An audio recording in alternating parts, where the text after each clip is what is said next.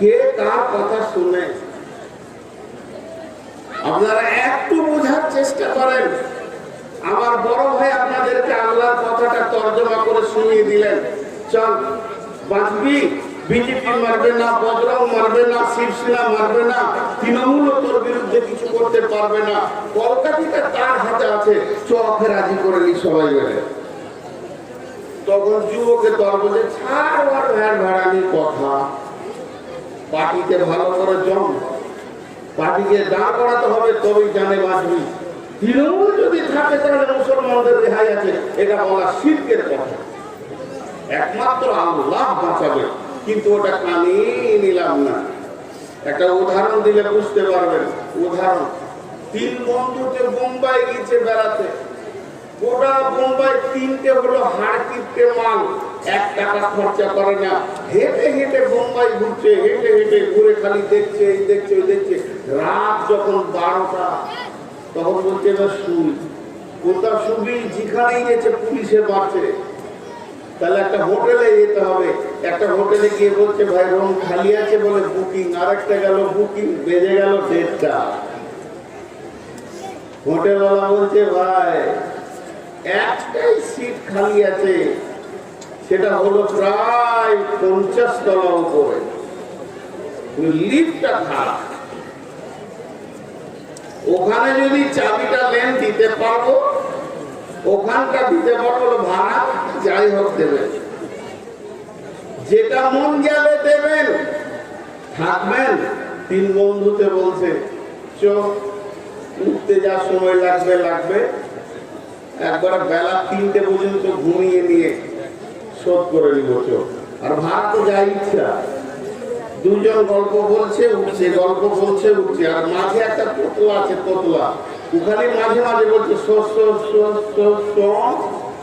শোন বলছে, তখন এরা 2 জন বলছে চুপ, আবার গল্প, আবার গল্প, আবার গল্প, আর এই যেখনই বলছে চুপ, এর কথা লাই না। এই করতে করতে 69 তলা চলে গেছে, আর 1 তলা আছে। সিঁড়ির কোণে দাঁড়িয়ে লম্বা লম্বা নিঃশ্বাস নিতে যে বলছে, আচ্ছা তোতলার কথাটা একবার শুনি, বল। বলছে চাবি আনা হয়। এতক্ষণে শুনলি, বা এতক্ষণে শুনলি রে, চাবিটাই আনতে ভুলে। আল্লাহ তাবারক ওয়া তাআলা বলছেন, তোদের সফলতা পৃথিবীর কোন রাজনৈতিক দল দিতে পারবে না। তোদেরকে শান্তি দেবে কে? তোরা শান্তি পাবি কোথায়? ওয়াদাল্লাহুল্লাযীনা আমানু মিনকুম ওয়া আমিলুস সালিহাতি লা ইস্তাখলিফান্নাহুম ফিল আরদি কামা ইস্তাখলাফাল্লাযীনা মিন ক্বাবলিকুম। একটু ধ্যান দিন কথাটাই, আপনারা আমার সঙ্গে উত্তর দেন। গোটা কোরআনে একটা মিথ্যা আছে, আস্তাগফিরুল্লাহ, একটা জের যাওয়ার ভুল আছে। আল্লাহ একটাও, বলতে লজ্জা লাগছে কিন্তু বোঝানোর জন্য বলছি, কোন ভুল কথা বলেছেন কোরআনে? জি না, সব ঠিক।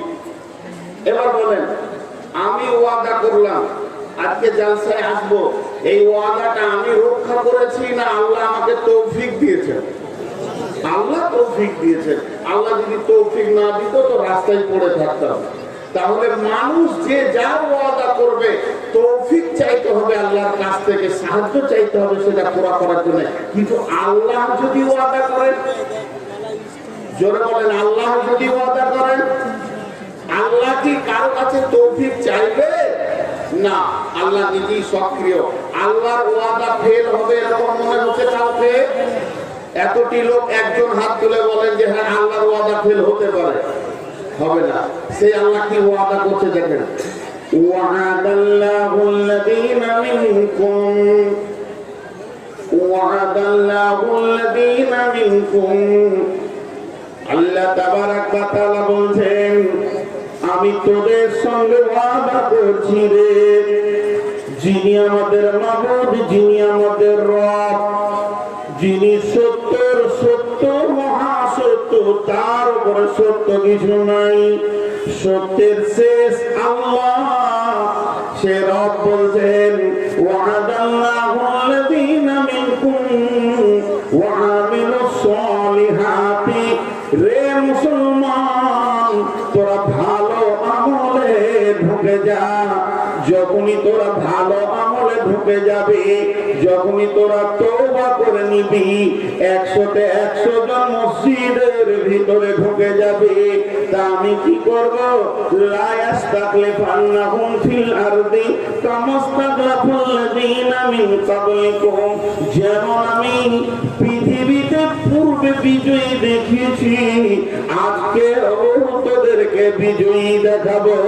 অর্থাৎ শুনেলে, আজকে রাত্রিতে যখন ঘুমাবি তখন দেখবি ভারতবর্ষের গদিতে একজন হিন্দু RSS বেঈমান বসে আছে।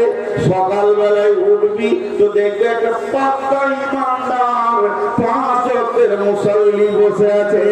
আমাকে